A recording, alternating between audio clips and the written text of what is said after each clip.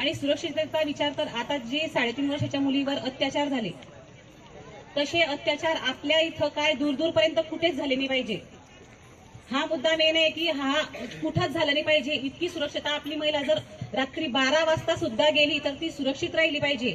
म्हणून पूर्ण गावात मला सीसीटीव्ही कॅमेरे लावायचे आहे आणि तिच्या गुन्हेगारी रोखायची आहे की महिला जर 12 वाजता काय 1 वाजता सुद्धा आली तर तिच्यावर कोणी काही हल्ला केला नाही पाहिजे की ती इतकी सुरक्षित राहिली पाहिजे की करणाऱ्यांना हजार विचार करायला पाहिजे की महिला एकटी पण इथं आजूबाजूला किती डोळे तिच्यावर लक्ष ठेवत आहे।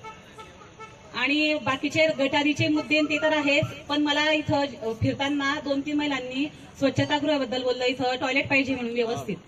तर तो मुद्दा आपण निवडून आल्यावर तो मुद्दा आपण घेणारच आहे। त्याप्रमाणे दादांची मागणी हॉलची आहे, हॉल सुद्धा घेणार आहे। आणि आता दादा मला बोलले की आमच्या इथं वाचनालय पाहिजे।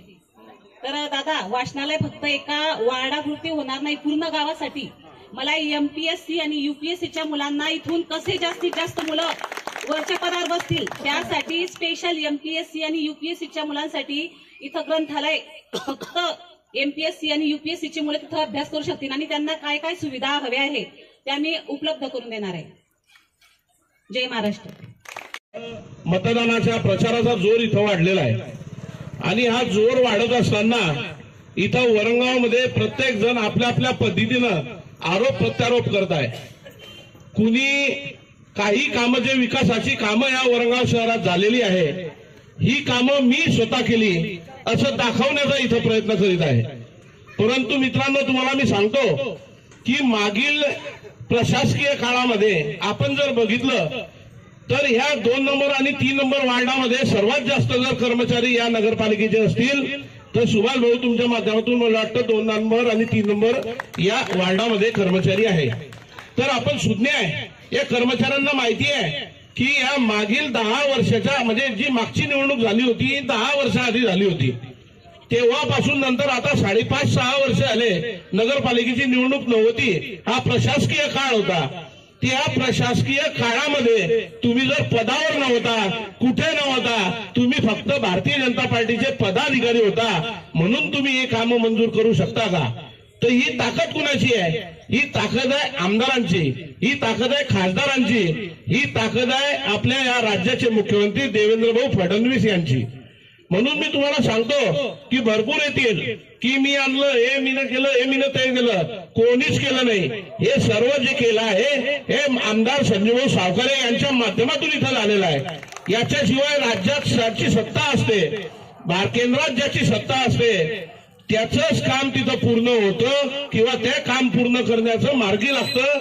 म्हणून मी सर्वांना कळकळीची विनंती करतोय की सर्वप्रथम तुम्ही जे भूल थापाचं इथं हे सुरू आहे या भूल थापांना तुम्ही बळी पडू नका।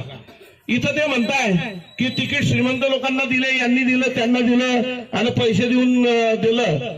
तर अतुल जांभळे हा जो व्यक्ती आहे हा व्यक्ती हा कोणत्याही राजकारणात आतापर्यंत नव्हता।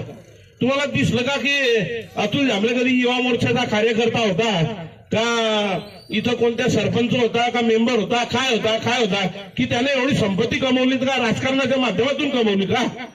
त्याला वडील शालिक जांभळे यांना आपण सर्व ओळखतो शालिक जांभळे या नावानं। शालिक जांभळेंचा हा मुलगा की ज्याचं स्वतःचं इथं पाय ठेवण्यासाठी सुद्धा स्वतःचं घर नव्हतं, भाड्याच्या घरात तो राहत होता। वडिलांच्या परिस्थितीनंतर या स्वतःच्या या अतुल जांभळे यानं डेअरीचा व्यवसाय स्वतः सुरू केला आणि या डेअरीच्या व्यवसायाच्या रूपातून त्यानं हा डेअरीचा व्यवसाय हा वटवृक्षात इथं रूपांतर केलाय आणि व्यवसायाच्या माध्यमातून तो आज ज्यावी ठिकाणावर आहे तो व्यवसायाच्या माध्यमातून आहे। म्हणून काही नवलखऱ्याचं कारण नाही की त्याच्याजवळ पैसे आहे, तो श्रीमंत आहे, असा आहे तसा आहे। अरे बाबा श्रीमंत म्हणूनच तर त्याला नगरपालिकेत पैसे खायचं काम नाही। हे सर्वप्रथम लक्षात ठेवा की त्याला बाजाराची गरज नाही की मंगळवार आला की 500 नगरपालिकेतून काढ कपडे घेणे आणि 200 नगरपालिकेतून काढ, त्याला आवश्यकता नाही। सर्वात प्रथम तो स्वतःच्या पायावर उभा राहणारा जर तरुण असेल या वरंगाव शहरात, तुम्ही सर्व सुज्ञ नागरिक आहे, त्याच्या वडिलांचे सर्व इथं मित्र बसलेले मन दिसत आहे की शालिक जांभळेबरोबर राहणारे जे मुस्लिम समाजाचे लोक आहे, जे कोळी समाजाचे लोक आहे, हे सर्व शालिक जांभळेला ओळखतात। सर्वांना माहिती की त्यांची परिस्थिती काय होती, म्हणून हा आरोप अत्यंत चुकीचा आहे। सर्व नागरिकांना मी सांगतो की या प्रशासकीय काळामध्ये या वरणगाव शहरात जे कामं झाली आहे, जे सुद्धा रस्त्यांची कामं झाली आहे, जे सुद्धा काही विकास कामं झाली आहे, पेव्हर ब्लॉक झाले आहे, पाण्याच्या टाक्या झाल्या आहे, पाण्याची योजना झाली आहे, ही आमदार संजय सावकारे यांच्या माध्यमातून झाली आहे. सुद्धा आले तर करणार काय? शेवटून आमदाराजवळ जायचंय, खासदाराजवळ जायचंय. म्हणून सर्वांना कळकळीची विनंती करतो की तुम्ही आमदार साहेबांच्या, फडणवीस साहेबांच्या, गिरीश भाऊंच्या जो यांच्या विचाराचा जो माणूस आहे श्यामलताई झांबरे, तसे दोन्ही उमेदवार काहीच बघायचं नाही, फक्त कमळ बघा. कमळ या निशाणीवर आपण सर्वांनी तिच्यावर मतदान करा. महिलांना तर सांगायचं कामच नाही. आता जसजसे दिवस जातील तसतसे भरपूर लोक येतील. लक्ष्मी चंचल आहे.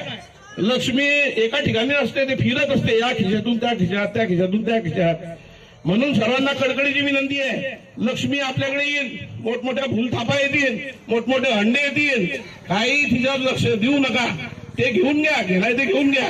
परंतु या भारतीय जनता पार्टीच्या माध्यमातून सर्व महिलांना ताईंनी सांगितलं की अर्ध तिकीट एसटीचं, त्याचप्रमाणे तुमच्याकरता कायमस्वरूपी तुम्हाला लाडकी बहीण योजना इथं सुरू केली आहे. म्हणून तुम्ही आता या क्षणाचा विचार करू नका, तुम्ही कायमचा विचार करा की लाडकी बहीण योजना जर सुरू केली आहे ते कमळानं चालू केली आहे. म्हणून डोक्यात एकच ठेवा, फक्त कमळ.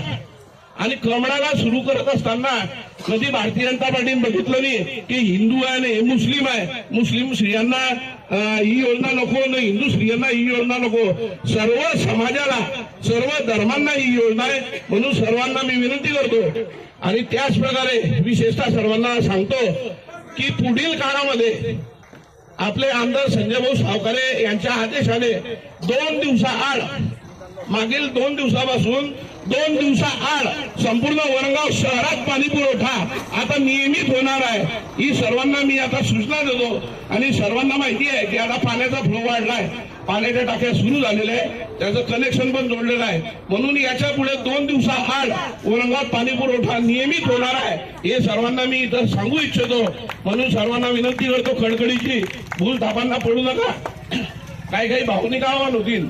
सर्वांनी भारतीय जनता पार्टी सोबत राहा, कमळासोबत राहा. भारतीय जनता पार्टीनं मोठ्या स्वरूपात तिथं प्रत्येक समाजाला न्याय देण्याचा प्रयत्न केलेला आहे. मान्यवर, त्याचप्रमाणे प्रभाग क्रमांक 2 व प्रभाग क्रमांक 3 चे इथं भारतीय जनता पार्टीचे अधिकृत उमेदवार, त्याचप्रमाणे आपले कोळी समाजाचे नेते नारायण भाऊ तायडे, कठुऱ्याचे सरपंच जितू भाऊ कोळी, त्याचप्रमाणे सामाजिक कार्यकर्ते सदानंद भाऊ उन्हाळे, त्याचप्रमाणे समोर उपस्थित असलेले सर्व